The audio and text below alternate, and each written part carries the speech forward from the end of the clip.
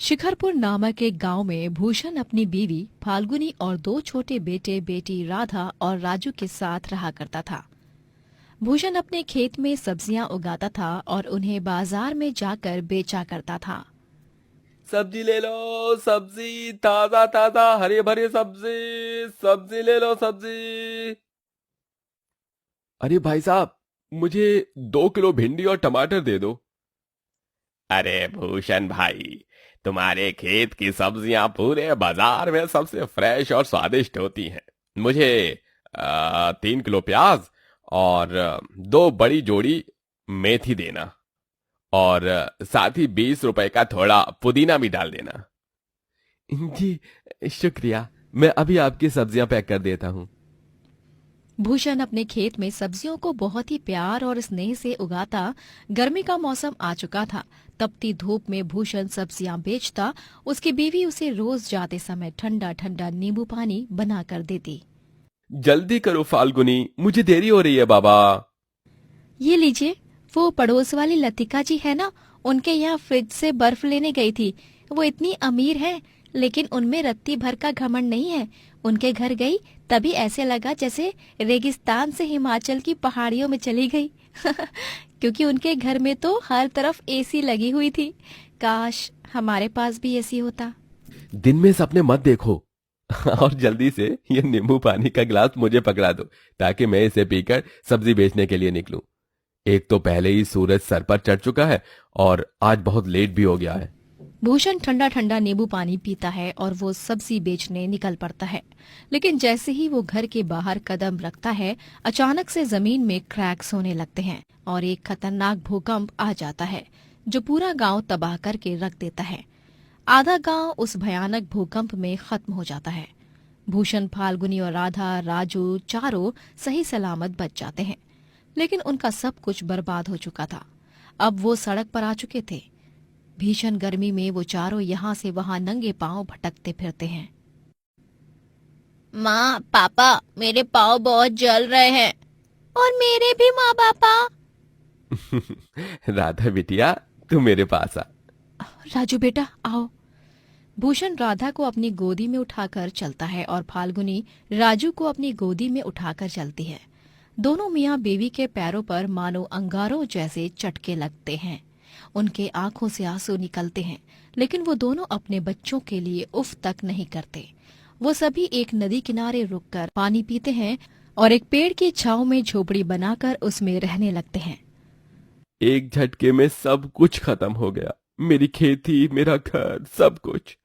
अब हम कैसे जिएंगे इस जान लेने वाली भयंकर गर्मी में, हमारे बच्चे। जी, आप इस तरह हिम्मत हारेंगे तो कैसे चलेगा भला। हम दोनों अपने बच्चों के लिए मेहनत करेंगे, उन्हें किसी भी चीज की कमी नहीं होने देंगे। फाल्गुनी और भूषण दोनों ही एक अमीर आदमी के यहाँ नौकरों वाला काम ढूंढ लेते हैं और वहीं पर काम करने लगते हैं। उस अमीर आदमी का नाम धनराज होता है और वो अपनी बीवी सागरिका और छोटी बेटी टीना के साथ रहता था।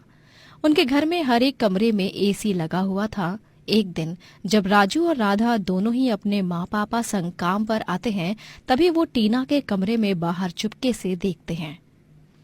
टीना, ये लो बेटा, आइसक्रीम, कपकेक और कोल्ड ड्रिंक्स। आराम से बैठकर पियो और अपना फेवरेट कार्टून देखो।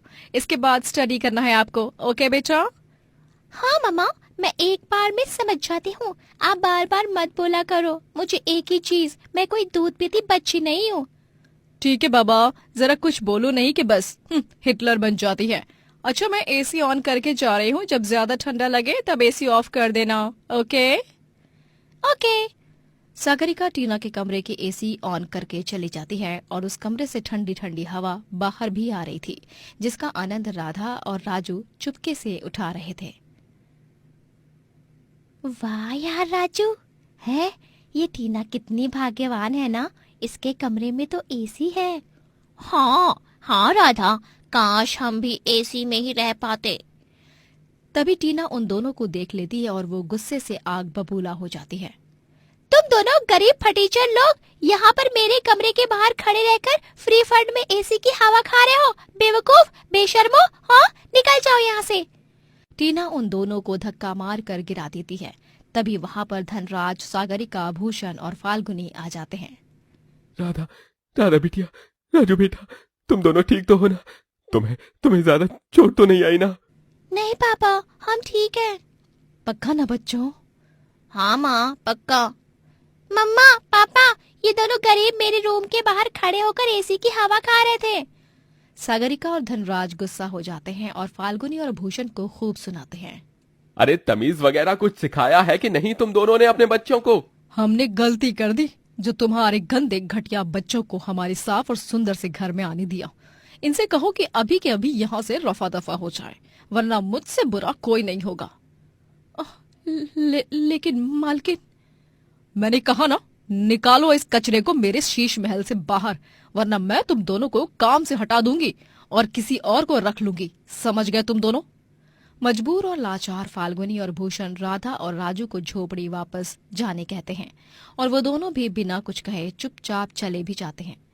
कुछ दिनों बाद थोड़े बहुत पैसे आने के बाद वो लोग एक छोटे से किराए के मकान में शिफ्ट हो जाते हैं। तभी माँ पापा, हम अब एक घर में रहने तो आ गए, लेकिन यहाँ पर तो सिर्फ एक पंखा ही है। क्या हम अपने घर में एक एसी लगा लें?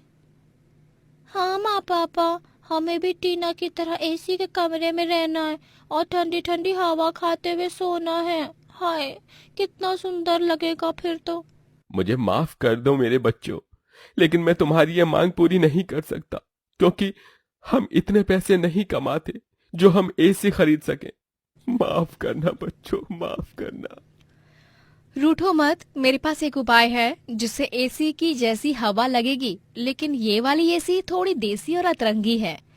फाल्गुनी गीले रजाइयों को खिड़कियों पर टांगती है जिससे घर ठंडा हो जाता है, लेकिन इसके बावजूद भी दोनों बच्चों का मुंह उतरा हुआ ही रहता है। फाल्गुनी और भूषण भी बहुत दुखी होते हैं। एक दिन भरी दोपहर में जब सागरिका बंगले के गार्डन एरिया में पौधों को पानी दे रही होती है, तभी दो गुंडे आकर उसे एक वैन में किडनैप करके चले जाते हैं। मालकिन! फाल्गुनी, चलो जल्दी, हम साइकिल पर सवार होकर उनका पीछा करेंगे। तुम साइकिल के पीछे बैठकर पुलिस को फोन लगाओ, तब तक जल्दी जल्दी। भूषण और फाल्गुनी दोनों साइकिल पर सवार होकर उन गुंडों की वैन का पीछा करते हैं और आखिरकार उन्हें रोक ही देते हैं। फाल्गुनी सागरिका को गुंडे से अलग करती है और भूषण उन गुंडों को खूब पीटता है। उतने में वहां पर पुलिस आ जाती है और उन दोनों बदमाश गुंडों को गिरफ्तार कर लेते हैं। बाद में जब धनराज और टीना को ये बात पता चलती है, तब उन्हें भी अपनी गलतियों पर शर्मिंदगी महसूस होती है। धन्यवाद भूषण, फाल्गुनी, मैंने तुम दोनों के साथ कभी अच्छा व्यवहार नहीं किया, लेकिन तुम दोनों ने फिर भी मेरी जान बचाई, अपनी जान जोखिम में डालकर। थैंक यू अंकल आंटी, मेरी मम्मी की जान बचाने के लिए। मेरी तरफ से आपको और राधा राजू को भी सॉरी। ये लो भूषण, मना मत करना। इन पैसों को हमारी तरफ से प्यार भरा नजराना समझना।